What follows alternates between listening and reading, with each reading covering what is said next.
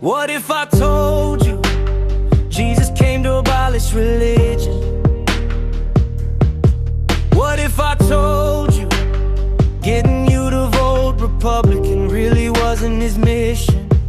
What if I told you Republican doesn't automatically mean Christian?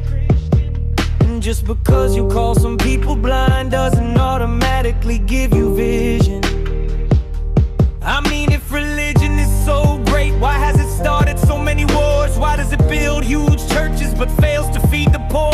Tell single mom God doesn't love them if they've ever been divorced. Yet God in the Old Testament actually calls the religion people whores. Religion might preach grace, but in other things they practice tend to ridicule God's people. They did it to John the Baptist. They can't fix their problems, so they just mask it, not realizing that's like spraying perfume on a casket. See, the problems with religion is that never gets to the core. It's just behavior modification, like a long list of chores. Let's dress up the outside, make things look nice and neat. It's funny that is what they do to mummies while the corpse rots underneath. Now I ain't judging, I'm just saying be careful of putting on a fake look, because there's problems if people only know that you're a Christian by your Facebook. And every other aspect of life, you know that logic's unworthy. It's like saying you play for the Lakers just because you bought a jersey. But see, this was me too. No one seemed to be on to me.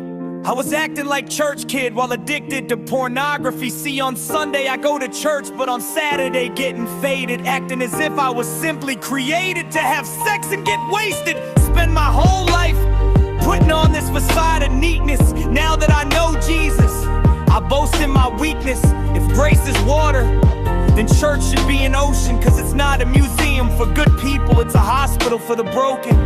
I no longer have to hide my failures, I don't have to hide my sin. It doesn't depend on me, it depends on Him. Because when I was God's enemy, and certainly not a fan, He looked down and said, I want that man. Which is why Jesus hated religion, and for that Jesus called them fool. Don't you see, so much better than just following some rules. Remember, He was called a drunkard, a glutton by religious men. The Son of God never supported self-righteousness. Not now, not then. Now back to the point. I think it's vital to mention how Jesus and religion are on opposite spectrum. One is the work of God, one is a man-made invention. One is the cure and the other is infection. Because religion says do, Jesus says done. Religion says slave, Jesus says son. Religion puts you in bondage, Jesus set you free. Religion make you blind, Jesus make you see. That is why religion and Jesus, two different clans. Religion is man searching for God, but Christianity is God searching for man. Which is why salvation is freely mine. Forgiveness is my own, not based on my merit, but Christ's obedience alone. Because He took the crown of thorns and blood that dripped down His face. He took what we all deserve. That is why we call it grace. While being murdered, He yelled, Father, forgive them, they know not what they do.